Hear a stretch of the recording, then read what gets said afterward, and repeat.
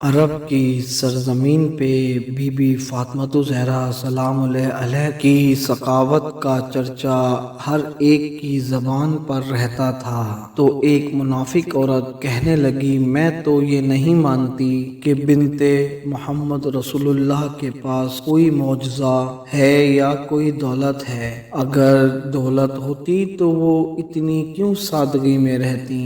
بس یہی بات جاننے کے لیے وہ جناب فاطمہ زہرا کے گھر پہنچی۔ آپ نے اس عورت کو دیکھا اور گھر میں بلایا تو وہ عورت کہنے لگی کہ اے بنت رسول اللہ، آپ کی سخاوت کے چرچے ہر خاص و عام کے قصیدے بنے ہوئے ہیں۔ آج میں بھی چاہوں گی کہ آپ مجھے بھی کچھ عطا کریں۔ بی بی سیدہ نے فرمایا کہ اللہ نے ہر انسان کو وہ عطا کیا جو اس کے لیے بہترین ہے۔ دیکھ، جو نعمتیں اللہ نے تجھے جسم کی صورت میں عطا کی ہیں، ان کے سامنے اس دنیاوی دولت کی کوئی اوقات نہیں۔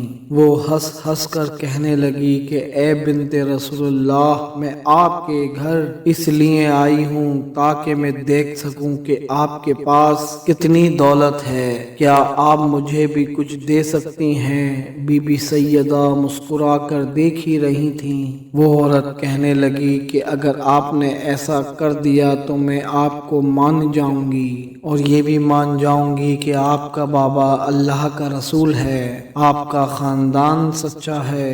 بی بی سیدہ نے فرمایا، جہاں میرا مصلی رکھا ہے اس کو ہٹا کر دیکھ، تیری مراد پوری ہو جائے گی۔ وہ جیسے ہی جناب سیدہ کے حجرے میں پہنچی اور بی بی پاک کے مصلی کو ابھی ہٹایا ہی تھا، اس نے دیکھتے ہی ایک خزانہ نمودار ہوا۔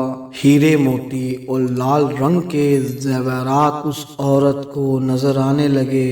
جیسے ہی وہ جواہرات نکالتی رہی، وہ خزانہ ویسے کا ہی ویسا بھرا رہا۔ بس اب جب وہ عورت بی بی سیدہ کے سامنے آئی تو آپ مسکرا کر دیکھنے لگیں اور وہ عورت حیرت سے پوچھنے لگی کہ آپ کون ہیں؟